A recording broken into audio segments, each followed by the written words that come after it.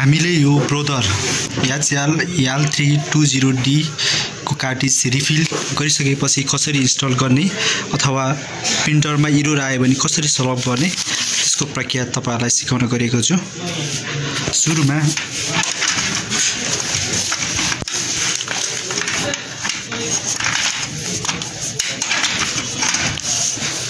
सुरुमा अफ गर्नु होला, त्यसपछि यो अन गर्नुस्। त्यसको पावर पनि अन छ, यसलाई अफ गर्नुस्। त्यसपछि यसलाई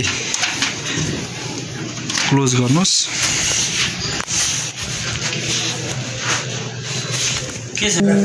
यो प्रिन्टरको पावर अन गरिराख्ने पहिले, त्यसपछि यहाँ मल्टिप्लरको पावर अन गर्ने। अब त्यसपछि एकछिन टाइम लाग्छ, वेट गर्नु होला है।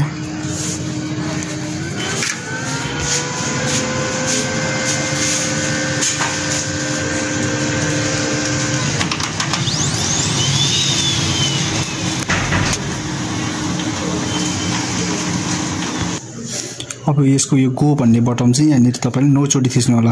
1 2 3 4 5 6 7 8 9।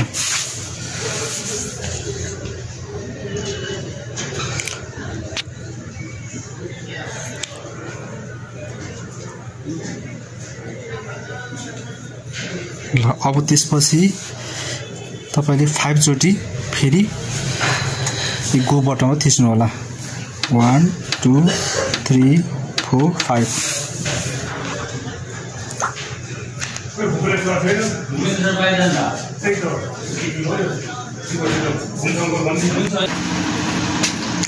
त्यसपछि रेडी हुन्छ प्रिन्ट गर्नको लागि। यति गरेपछि प्रिन्ट गर्नको लागि रेडी भयो, एरर पनि हट्यो है त, कार्ट्रिज पनि इन्स्टल भयो। गाइज कार्ट्रिज इन्स्टल भइसकेको छ।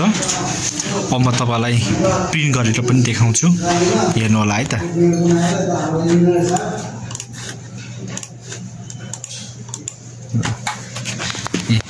कार्ट्रिज इन्स्टल भइसकेको छ। अब प्रिन्ट भएर पनि आउँछ।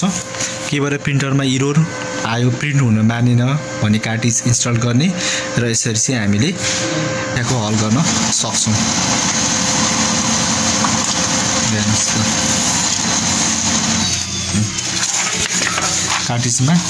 कार्ट्रिज रिफिल गरिसकेपछि यसरी इन्स्टल गर्नुपर्छ है त। यदि यो भिडियो मन पर्यो भने लाइक शेयर कमेन्ट गर्नु होला। हस्त, धन्यवाद।